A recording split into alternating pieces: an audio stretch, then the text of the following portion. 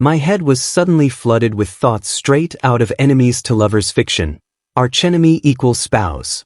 I sent a message to test my lifelong nemesis. I love you. George Coffin, tell your mom to take you to a doctor. I've got an itchy butt. George Coffin, smack it with a rolling pin. Now that was more like it. Classic George. I relaxed, reassured, because I'd accidentally been bound to a system called Bent Yet. The premise? If I didn't get bent, I'd win the challenge. Welcome to History Channel. Subscribe to follow all our latest adventures. Story begins. I woke up in the middle of the night, dizzy with hunger, and grabbed my phone to order food. The purple food app icon looked off, but I didn't think much of it. Asking for permissions again? I tapped allow without a second thought, and then froze. Welcome to the Bent Yet challenge system. Bend a little, live a lot. What the hallucinating from hunger? I rubbed my eyes hard. The message shifted. Hello host. Please select your romance target. What the hell? I tried to exit, delete the app, shut down my phone. Nothing worked. The domineering system calmly announced it would now start issuing challenges. The goal? Get me and my target to bend. If neither of us did, I'd get $300. I scoffed. Wow, what a jackpot. If he bent and I didn't? 3 million. Now that got my attention. If I bent and he didn't? I'd become the system's lifelong slave. Hell no.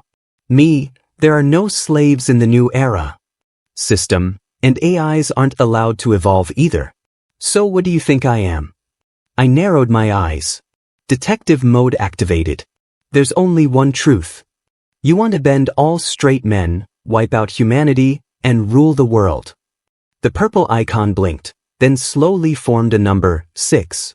Awkward silence. I broke the tension with a question. So, what happens if everyone bends? Congratulations, host. You've earned yourself a boyfriend. I gave a cold laugh. A boyfriend? Not even a stray dog wants that. System prompt again. Please select your romance target. To score that sweet 3 mil, I had to pick someone who'd never bend. Someone I could crash and burn in front of, with zero shame. Naturally, I thought of George Coffin. Enemy number 1. My brain immediately filled with all the classic tropes. In those stories, archenemies always secretly love each other. George? Secretly in love with me for years. I got goosebumps. Still, I sent the message as instructed. I love you. He replied in seconds. Question mark. Did you hit your head? Yeah, I'm hot, but not that hot. Also, I don't swing that way. Seriously, get checked out. Still the same narcissist. He replied like a machine gun, line after line. The system prompted me again. Say something weird. I obeyed. My butt's itchy. He paused a bit before replying. Smack it with a rolling pin? I smiled. That's my nemesis, alright. Clearly not one of those wishy-washy fictional enemies. The system beeped. Satisfied. Target confirmed, straight male. No affection detected. Test passed. Binding now. Binding complete. Ding, George Coffin, shirtless, suddenly materialized in my arms. We stared at each other, horrified. Me? George. After getting the full download from the system, George was furious. He pinned me down and grabbed my neck. You bastard. Edward Merivale. You know I'm homophobic. Just then, shimmering text started appearing in the air above us. George paused. Apparently, he could see them too. New ship just dropped? Let's go. Enemies to lovers? My fave. Homophobic? Even better. The fall will be epic.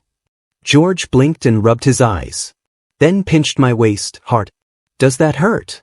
Bro. If you want to check if you're dreaming, pinch yourself, not me.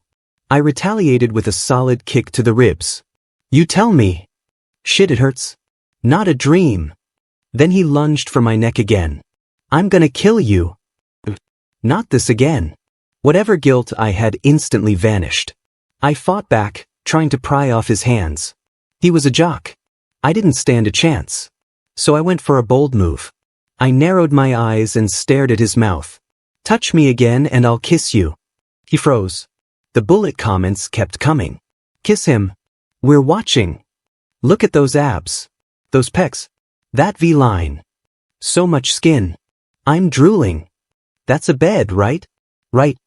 Bro, we're all thinking the same thing. I glanced down. And yeah, his upper body was distracting. 8-pack abs flexing from tension, chest rising and falling, sweat glistening down from his temple to his collarbone and beyond. My fist clenched in envy. Damn it. I hate people who overachieve. How dare he have such a perfect body? Tomorrow, I'm hitting the gym. Gonna grow an 18-pack. A drop of sweat slid down his pecs, tracing a sinful path. The bullet comments went nuts. Wait, did the bottom just swallow? Relatable. I did too. Y'all, I'm getting hot. So is the bottom, probably. Okay, yes, I'm hungry. That's why I ordered food. That's why I swallowed, thank you very much. And definitely why I'm stuck with this damn system. I tossed him a t-shirt in annoyance. Put something on. George chuckled but obeyed. The shirt was tight, too tight. Clinging to his muscles like shrink wrap. Made him look even more ridiculous.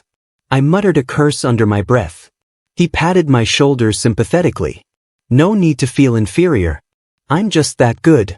He meant it as comfort. It was anything but. I rolled my eyes. Legend in your own mind. George's pretty eyes narrowed. Wanna bet on that? When have I ever backed down? Fuck you. George Coffin rolled his wrists with a sneer. I scoffed. Bring it on. Who's scared of you? The bullet comments were at it again. Which fuck are we talking here? Elaborate. Hope they get it faster in math class. Elementary school drama, I live. Just as we were about to go at each other's throats, the system cut in. You two done fighting yet? Time to begin the challenge. I'm not wasting my time on this stupid game.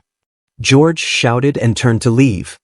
He made it 3 steps before collapsing flat on the floor with a loud thud. The system gave a delicate cough, and an invisible force yoinked him back onto my bed. His face was pure disbelief. He blinked his ridiculously big cartoon eyes, stunned and pitiful. Edward Merivale, are we cursed or something? When I didn't respond, he took a deep breath and tried again. Didn't your mom know some badass exorcists? Call them over tomorrow to do a full cleansing. Oh, the top is adorable. Yes to exorcists. Tie them up and play NP or priest kink, I'm in. The bullet comments got so explicit that even George shut up. The system seized the opportunity to lay out the challenge rewards and punishments. George went quiet, then suddenly lifted his head with an exaggerated shout. Edward Merivale. You're so hot. I've been bent for you. I'm obsessed with you. Then, leaning close to my ear, he whispered. Bro, don't forget to split the 3 mil with me. The system was deadpan. You think I'm stupid? George challenged. What, can't take a joke? System. Then be my slave for life? George instantly shut up. So we're both bent now. Happy? System. Prove it. George, desperate to escape this nightmare, asked, how? System. Simple. Do something. We all knew what that meant. George's mouth snapped shut again. After a long silence, he offered, okay, fine, we both don't bend. Keep your $300. Just unbind us, yeah? System. We'll decide after you complete 5 missions. George looked like he'd lost the will to live. The system added a little incentive. Bend Edward Merivale and stay straight yourself. You still get 3 million. George's eyes lit up like fireworks. I knew that look all too well. The thirst for victory. He clenched his fists, locked eyes with me and declared, Edward Merivale, I will bend you. Funny, I was thinking the same thing. Bring it on. How far would a straight guy go to win? Before the first task even dropped, George Coffin had already changed his phone wallpaper and lock screen to my face. Even changed my contact name to Wifey Redheart. Excuse me? The bullet comments could think I was the bottom, whatever. But he thinking that too? Absolutely not. Fuming, I snatched his phone and changed it to Hubby Redhearts. George's eyes sparkled with amusement. He beamed and said, "All right, my sweet hubby." Disgusting. All for 3 million? Have some shame. I spat on his dignity and spirit and kicked him in the shin physically. Don't try to gross out your dad. He caught my ankle, gently massaged it and cooed, "Careful, sweetheart. Don't hurt your pretty foot." What the? Was this really the same George Coffin who dropped dead from a kiss? The bullet comments were reeling. This is a straight guy? You sure? Totally normal straight behavior. Yup. Sure. One bag of Cheetos says Edward's the first to fall. That's a bold bet. Double it. George is way too smooth. The whole crowd was betting on that bastard to win. George read the comments and raised an eyebrow at me smugly. That did it. My pride wouldn't allow this. I marched up to him and pecked his cheek, smiling sweetly. "Thanks, my darling boy. Just a little reward." He recoiled like I'd slapped him. His face turned scarlet. He pointed at me furiously. "Edward Merivale, you motherfew." Then he stopped, remembered our situation, swallowed the curse, and changed tone. "Kissed so good. Wanna do it again?" Athletes really do have fast reflexes. That tonal shift was seamless. The bullet comments went feral. "Kissed so good, I'm dead." Straight boys are my favorite brand of unintentional comedy. Forget tasks. Let them ad-lib forever. The system chimed in ice cold. "I'm shipping this now too, smiley face." Bye. Turns out, our dear system actually listens. The bullet comments wanted freeform flirting, and the system indulged. No tasks for half a day. George and I locked eyes. Freeform? That was our specialty. We'd been rivals for years. Me versus him, top versus bottom, winner take all. This was just another battlefield. It didn't matter if I couldn't bend him. If I could rattle him, that was victory enough. We exchanged knowing smiles. The bullet comments said seductive words were step one of bending a straight man. George dove right in. "Edward, my dearest hubby," he crooned, syrupy as hell. My forehead twitched. I took a breath, then fired back. "George, baby, call me daddy." Step 2? Physical touch. George fluttered his lashes and opened his arms. "Daddy, hug me." I was this close to calling him son, just to win the verbal point. But no, that'd only make him resent me. Can't bend someone while they're fantasizing about stabbing you. So instead, I pulled him into my arms and gently patted his back. There, my sweet baby George." It was the perfect tone, like a senior calming a junior. Flirty and dominant, 2 birds, 1 stone. I was a genius. George shivered. His arms tightened around me. Just as I thought he was trying to strangle me, he leaned in, his breath warm on my ear. "Bro, you smell really good." I tilted my head, lips grazing his cheek, and murmured, "You too." And that was it. We'd officially grossed each other out. We shook hands, called a truce, and decided to rest. That's when the system dropped the first task. I take it back. The system is not a good little AI. Our first challenge? George Coffin and I had to hold hands and gaze deeply into each other's eyes, for 1 full minute, in public. Excuse me? Holding hands? Eye contact? But deeply? In public? I swear, we're 1 challenge away from being on the evening news. The 30-minute countdown began. George Coffin and I exchanged a silent glance, then slung our arms over each other's shoulders and strolled off to get breakfast. Oh, who'd believe they were once mortal enemies? From enemies to advanced brothers. Next stop, husbands. At this rate? I say a week. 2 bags of Cheetos on it. The hungry fangirls in the bullet comments were betting again. But we didn't care. George and I had already locked eyes and signed a silent treaty, our own 5 principles of peaceful coexistence. A united front. Mutual non-aggression. Because if there's one thing we know, it's this: money never falls from the sky, only traps do. There's no way that 3 million would come easy. Slow-boiled frog strategy. The heat only gets worse from here. If the very first task was already socially suicidal, who knows what fresh hell awaits? We weren't stupid. Pride over money. Any day. The countdown hit 0 just as I finished my soy milk, dabbing my lips with a napkin in perfect elegance. George swallowed the last bite of his fried dough stick and toasted me. Congrats to us, survived level 1. But the bullet comments were cackling. Per babies. They don't even know what's coming. Ethically questionable, but I've got my screen recorder ready. Already laughing. God bless them. Instantly, George and I snapped to attention, but it was too late. Our limbs moved on their own. George busted out a flute dance, all oily grin and hip rolls. I staggered like a drunk diva, raising an eyebrow and rasping. And the haters gonna hate, hate, hate, hate, hate. Baby, I'm just gonna shake, shake, shake, shake, shake it off. People at nearby tables scrambled away like we were contagious. The younger ones pulled out their phones, already filming. The bullet comments were in hysterics.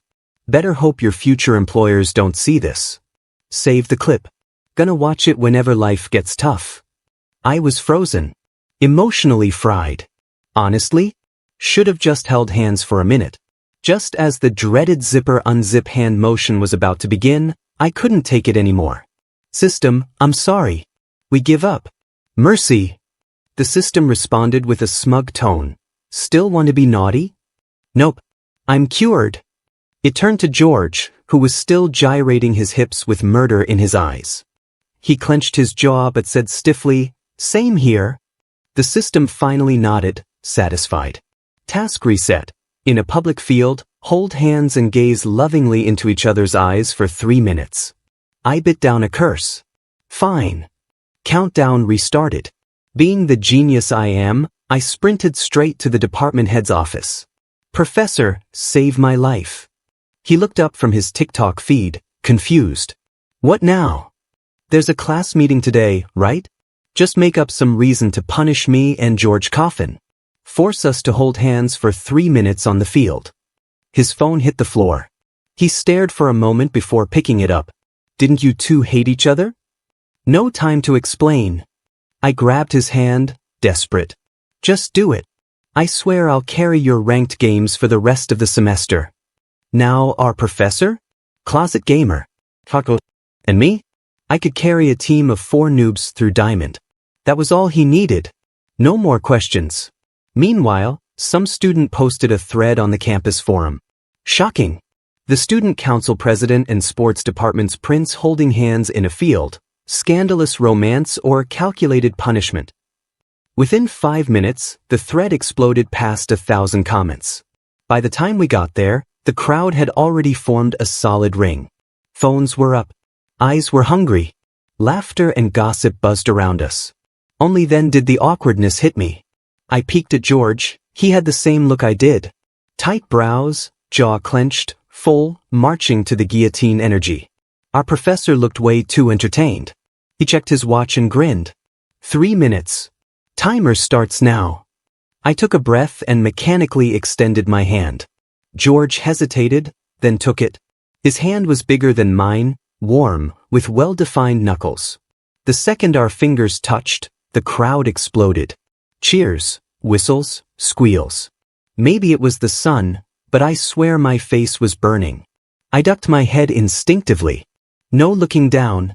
Look deep into his eyes. The system snapped. George squeezed my hand tighter, forcing me to look up. His eyes were bright. Beautiful. Sunlight dusted his lashes in soft gold. And for once, his gaze didn't have that usual smirk or defiance. It was gentle. Someone screamed, "Guys! Edward's ears are red." Now everyone was staring. My face felt like it was on fire. George said nothing, but he made it worse. He lightly scratched my palm with his index finger. I twitched. Bullet comments lost their minds. But that's the feeling of falling in love. Nonsense. I just have thin skin, okay? No, this was a mission. A challenge. No shame allowed. Time to strike back. I stared at George's pretty, dewy lips. Then deliberately licked mine. George's gaze dropped. His throat bobbed. He slowly leaned in, heart pounding, ears ringing. Time stopped. Time's up. We jumped apart like we'd been electrocuted. I started flailing around, pretending to fix non-existent problems. Anything to escape the awkwardness. The comments were in full chaos. Tips and donations rained down. Even the bullet girls who normally bet small were now throwing hundreds, thousands, tens of thousands. The system was giggling itself stupid. Girls in the crowd were screaming, pounding their friends' shoulders. Professor-approved ship. I can't. The professor leaned in with a philosophical air. Times are changing. We must look at enemies through a progressive lens. Excuse me? The bullet comments translated. Professor, I know a power couple when I see one. No, it's not what you think, I swear. I blurted. He just gave me a knowing pat. Next time you need an excuse, you know where to find me. But thanks to the system, George and I had been avoiding each other as much as possible. It was impossible to walk across campus without someone giggling, pointing, or trying to snap photos. A new CP had risen on the forum. Blindfold duo. Thousands of fans. Even the campus dogs weren't safe from the shipper net. Honestly, I don't get it. Hand-holding? That was forced. George leaning close? That was for $3 million. My blushes and racing heartbeat? Normal anxiety from a crowd. I even Googled it. There's nothing shippable here.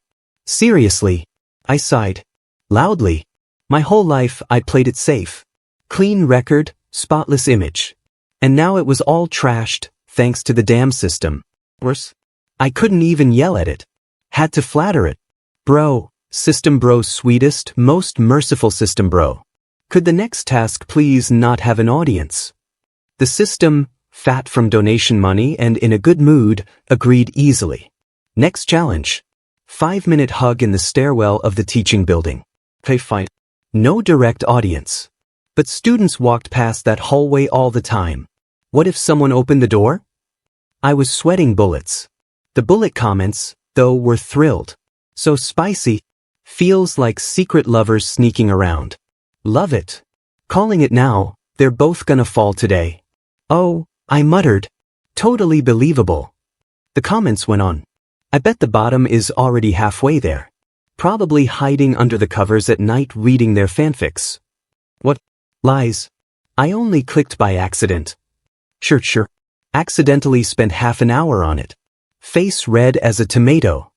George chuckled. I panicked. The writing was just good. I was studying sentence structure. That's it. The comments were about to roast me again. But the system cut in to smooth things over.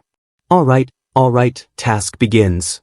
To prove my innocence, I threw my arms around George Coffin and stared straight into his eyes. There was no lust in my gaze, only the burning desire to win. George's lashes trembled. He raised his arms and hugged me back, his warm breath brushing against my ear. And then, something stirred in my chest. Oh no. Why did this feel like that fanfic I accidentally scrolled past last night? Sponsor donation, 1 million yen. Bonus task, Edward Merivali's hand must be around George Coffin's neck, while George's hands hold Edward's waist. Bodies aligned. 0 space allowed. The bullet comments paused for a second, then exploded. Sugar mama, we're starving, feed us more. So many zeros. I've never seen this much money. I couldn't even react to the chaos. I was busy counting the digits. Units, tens, hundreds, million. 1 freaking million. The system was grinning so wide, it was practically foaming. A light bulb flicked on in my brain. So this is how you're funding that 3 million prize? The system giggled. Sponsored, of course. I wanted to cry. I'm the one doing the tasks. I'm the one sacrificing dignity. I'm the one socially dying. But who gets the money? The director. Not the actor. Unfair. I refuse to do this bonus task. The system scoffed, completely unfazed. This is task 3. You're free to skip. Just a heads up, the penalty for failure is a kiss. In public. Me. Instant obedience. George Coffin was even faster. He grabbed my hand, draped it over his neck, then yanked me forward by the waist. His knee pressed between my legs, hands heating like they were plugged in. Our bodies were flushed together. I could feel his heartbeat, Every breath sent a jolt through me. I squirmed instinctively. George's grip tightened suddenly. I grunted. "What are you doing?" His Adam's apple bobbed. "Don't move." His voice was rough. But the bullet comments had other concerns. If he's not hard now, is he even a real man? "Excuse me?" There's a crowd of pervy fangirls circling us in full HD. Anyone who is turned on at this moment should be in jail. George coughed, low and awkward. "Bet he's holding back hard. Look at that forehead vein." I looked up. Sure enough, veins popping, cheeks flushed, sweat dripping. George gave me a glare. "Look again and I'll kiss you." I snapped my head away instantly. "Give it up, George." Edward's irresistible. "Just bend already and save yourself." I nodded silently. "Please bend. Let me get that 3 mil and be free." But George leaned in, his breath hot against my ear. "You think I'll go easy on you if I bend?" Given his annoying nature, probably not. He'd fall in love and murder me out of spite. We both closed our eyes and started mentally reciting the core socialist values. "Thank you. That was very nourishing." Is this the beauty of communist bromance? I'm shipping it. Sugar Mama just dropped another 100,000 yen, requesting an upgrade to max intensity. Footsteps echoed. A class had just ended. Fluorescent lights flickered overhead. A doorknob turned. Someone was about to walk in. I froze. We couldn't break the pose. Otherwise? Punishment kiss. But if they opened the door now, they'd find us tangled together like. The campus forums would explode. The system chimed happily. Heart rate detected, 158 BPM. Please regulate your breathing. I wonder why, system. The door creaked open an inch. I gave up and buried my face in George Coffin's neck like an ostrich. His breath turned shaky. His heart pounded against my chest. His hands at my waist gripped tighter, fingers digging in just enough to make my knees buckle. A voice called the person at the door away. The door closed again. I exhaled in relief. Time's up, the system purred. So, bent yet? We leapt apart. Simultaneously, no. I may not have dated before, but I do know the sequence. Hand-holding. Hugging. Next step, kissing. And then, bed? Hell no. One careless moment of hunger got me this deep into chaos? I cursed the system thoroughly in my head while slapping on a fake smile. Bro, system bro, kindest, coolest, sexiest system bro, can the next task happen at my house, please? If I'm gonna go down, at least let it happen in private. Thanks to that massive donation, the system was in a stellar mood and agreed instantly. Even told me the task time in advance. On the day, I invited George Coffin over. The man showed up dolled up to hell, reeking of cologne. The bullet comments went wild. Who let this peacock in? He's ready to mate. George snapped. This is called professionalism. I'm committed to bending him. That 3 mil is mine. The fangirls weren't buying it. Is it professionalism or a proposal? I see the truth. Oh, who chewed through 5 packs of gum because he thought today was kiss day? Who? Deny it all you want, buddy. You're already halfway bent. George, speechless. Still he huffed. Forget it. No point arguing with fangirls. They echoed mockingly. For it, no point arguing with fangirls. Oh, he's so mad but pretending not to be. George's face darkened. He shot me a glance. I was chilling, enjoying the show from the sidelines. Until his gaze turned sharply on me. I yanked my goofy grin off my face like a criminal caught red-handed. Cleared my throat, turned to the system. So, how long's the kiss? A massive question mark appeared above its head. Who said anything about a kiss? The system puffed up, all righteous. We're a wholesome, proper system. No kissing on duty. My bad. I slandered it. Okay then, what is today's task? The system grinned. You'll be giving George Coffin a full-body oil massage. 10 minutes. Me? George. George Coffin began unbuttoning his shirt. I stood there watching, frozen like I'd been nailed to the floor. He had already unbuttoned 3 of them, his collarbone and a peak of his chest on full display. Should I lie on my back or stomach? He asked. My throat tightened. Stomach, I managed. At least that way it wouldn't be too awkward. George Coffin lay down on the couch, face down. My eyes involuntarily scanned his broad shoulders, the elegant cut of his shoulder blades, the firm curve of his waist. Then they landed on the two dimples just above his hips. Damn it. That body should be illegal. I swallowed hard. I grabbed the massage oil the system conjured up and warmed it in my palms. The rich scent of roses instantly filled the room. When my hands finally pressed onto his back, we both tensed at the same time. I could feel the heat and tautness of his muscles under my palms. My fingers trembled slightly. His breathing grew unsteady. Every touch sparked like static. I swear, the system must have put something in that oil. I had to stay strong. I would suppress this unholy energy with the righteousness of my soul. I would use my superb massage technique to subdue my arch-nemesis. Silently I chanted, Marxism. Mao Zedong thought. Deng Xiaoping theory. As I scrubbed my brain clean of sinful thoughts, my hands moved with utmost professionalism. The oil made every stroke smooth as silk. Slowly, his muscles began to melt under my touch. His face was buried in a pillow, but the tips of his ears turned pink. After a while, he let out a low sigh. Your technique's really good. I lifted my chin proudly. Of course it is. The system let out a dramatic sigh. Now I get why you two are still mortal enemies after all these years. I blinked. What do you mean? It didn't explain. Just issued the next command, cold and flat. Flip him over. George obediently turned around. Our eyes met. The scent of roses grew even stronger. His skin, flushed and warm, turned increasingly pink under my touch. I accidentally brushed a sensitive spot, and George choked out a stifled moan. We both froze. The room felt hotter. We stared at each other. The air felt thick with something unspoken. We swallowed, at the exact same time. Then George grabbed my wrist and pulled me forward, right into his chest. My cheek landed in the hollow of his neck.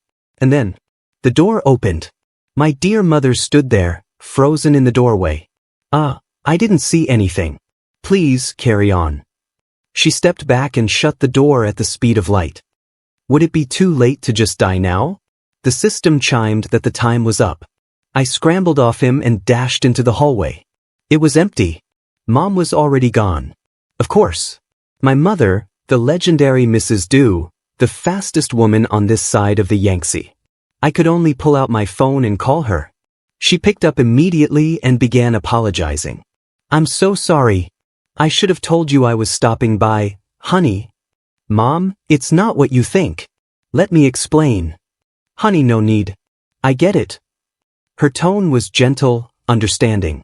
I'm not some old-fashioned dinosaur. If you love him, that's okay, even if he's a man.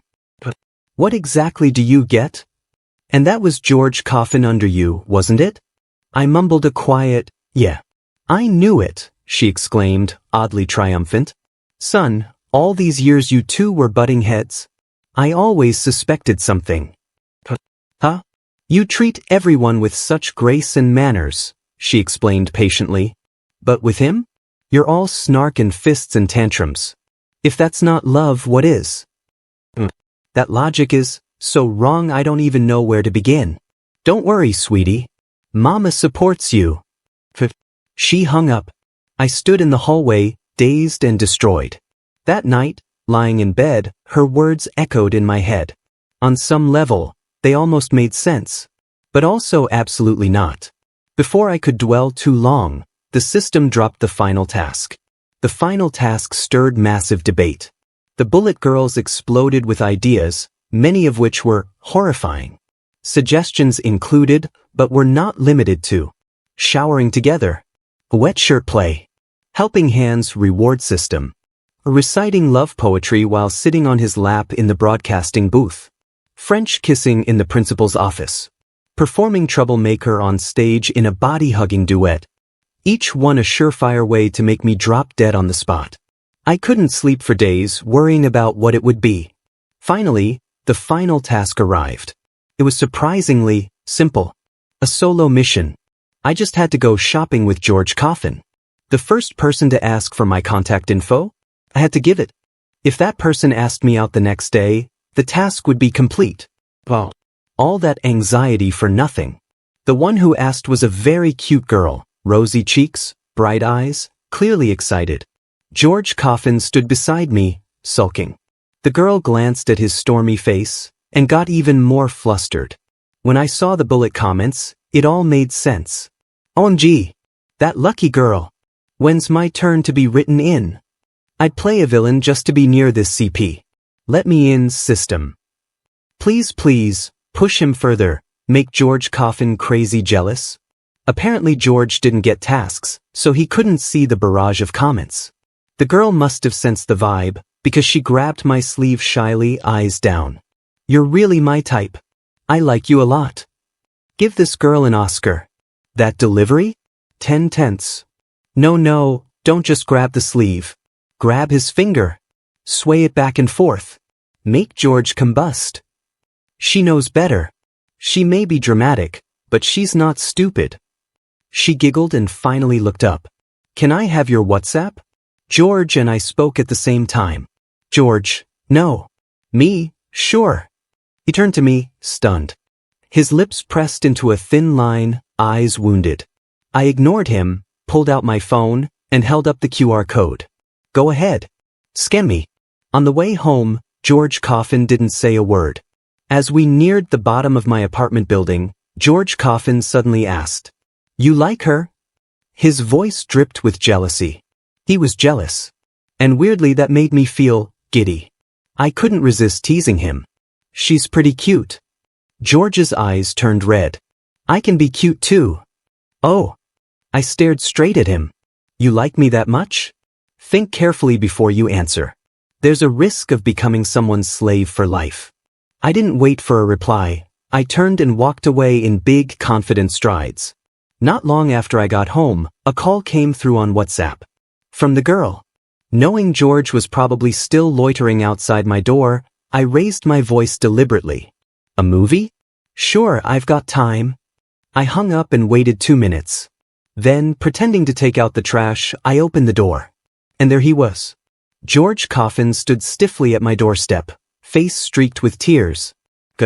Who could resist that? 6'2" muscle man, crying silently as he stared at you like you were the only thing holding his world together. It was heartbreaking. I wanted to scoop him up and comfort him. But George beat me to it.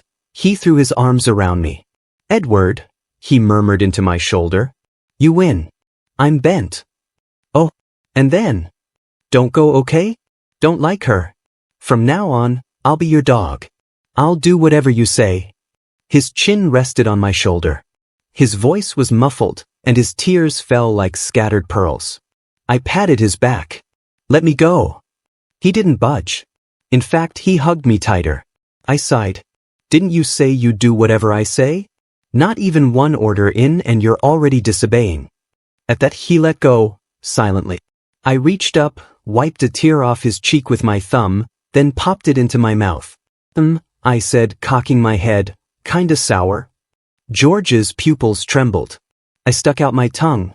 Want a taste? He pushed me up against the wall and kicked the door shut behind us. And then the kisses came, dense, greedy, endless. He kissed me like he wanted to consume me, tongue twisting with mine until we were both breathless. If he bent and I didn't, $3 million. George didn't even hesitate. Babe, your rolling pin has arrived. The bullet comments. Me. I accepted the boyfriend no dog would want. Obviously, the $3 million was gone. But the system gave us a surprise.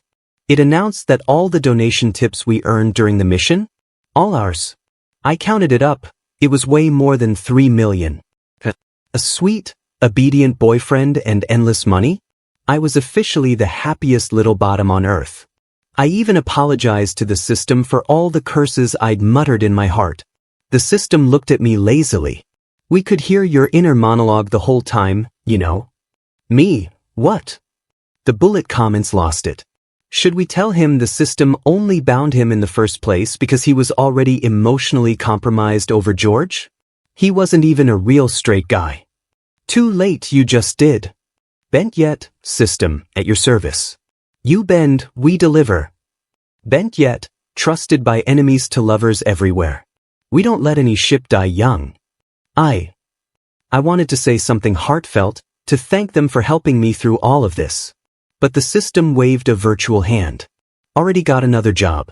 Later, the bullet comments also started to fade out, one by one. Edward, you and George better be happy, alright? We'll miss you. All the best. Goodbye.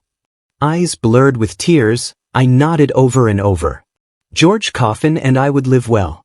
We'd love each other properly. And I wished them all the best too. Goodbye. The end. Thanks for stopping by. Subscribe and hit the notification bell so you don't miss out on any new videos.